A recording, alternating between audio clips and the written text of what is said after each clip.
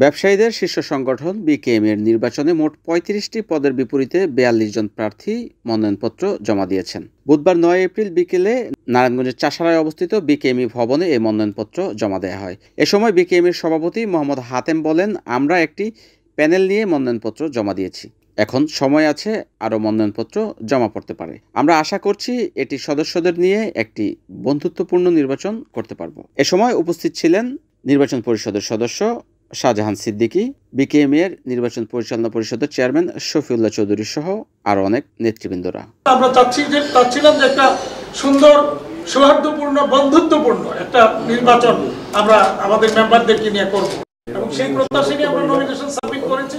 তো আমাদের প্যানেলে ৩৫ জনের প্যানেল হবে, তার মধ্যে আমরা ৩৯টা নমিনেশন পেপার সাবমিট করেছি। NN TV, Narayanganj.